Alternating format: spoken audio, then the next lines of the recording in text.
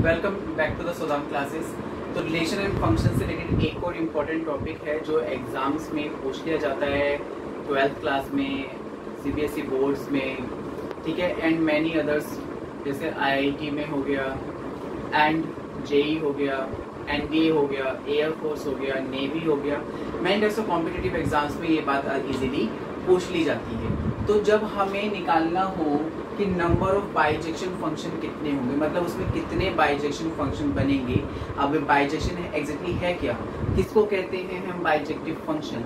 तो जब एक फंक्शन को ए से बी तक का कोई फंक्शन डिफाइंड है उसको हम बाइजेक्टिव फंक्शन तब कहेंगे जब वो फंक्शन 1 भी होगा एंड ऑन टू भी होगा। अब 1 एंड ऑन टू फंक्शंस क्या है वो आप साइड मेरे प्लेलिस्ट में जाके देख सकते हैं कि what are 1 and onto functions, आपको वहां से क्लियर हो जाएगा। तो जब कोई एक फंक्शन 1 भी होगा और ऑन टू भी होगा तो उस फंक्शन को हम कहेंगे बाइजेक्टिव फंक्शन। क्या कहेंगे उसको? Bijective function. अब नंबर ऑफ बाइजेक्शन फंक्शन हम निकालेंगे कैसे? देखो इसमें 3 केस में आपको बता रहा हूँ।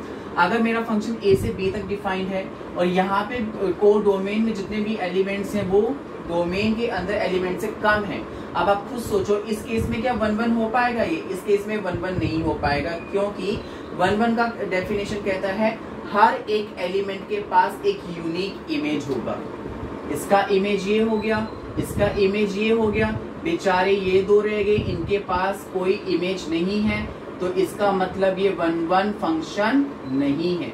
और अगर ये 1 फंक्शन ही नहीं है तो ये बाइजेक्टिव भी नहीं हो सकता। तो नंबर ऑफ बाइजेक्शन फंक्शन कितने हो जाएंगे? 0 हो जाएंगे। नंबर ऑफ बाइजेक्शन फंक्शन कितने हो जाएंगे? 0 हो जाएंगे। नेक्स्ट केस, अगर number of elements in B है तो ये 1 तो मैं कह सकता हूँ कि हर एक एलिमेंट्स की चलो यूनिक है, लेकिन ये ऑन टू फंक्शन नहीं है, क्योंकि उसमें क्या होता है ऑन टू फंक्शन का डेफिनेशन कहता है कि codomain is always equal to range के बराबर होना चाहिए। जैसे ये इस पे मैप गया, ये इस पे मैप गया, तो इसमें आप देखो क्या इसका को डोमेन रेंज के इक्वल है? नहीं है। और अगर इसका को डोमेन रेंज के इक्वल नहीं है तो इसका मतलब it is not onto function. तो अगर ये ऑन टू फंक्शन नहीं है तो मतलब ये बाइजेक्टिव फंक्शन नहीं है। बाइजेक्टिव फंक्शन नहीं तो नंबर ऑफ बाइजेक्शन कितने हो गए? नंबर ऑफ बाइजेक्शन हो गए आपके 0। ठीक है।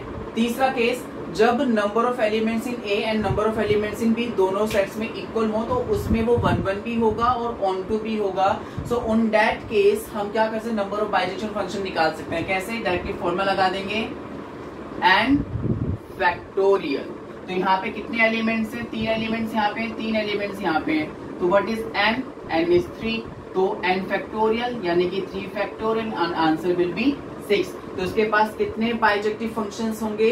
इसके पास टोटल 6 बाइजेक्टिव फंक्शंस होंगे। ठीक है।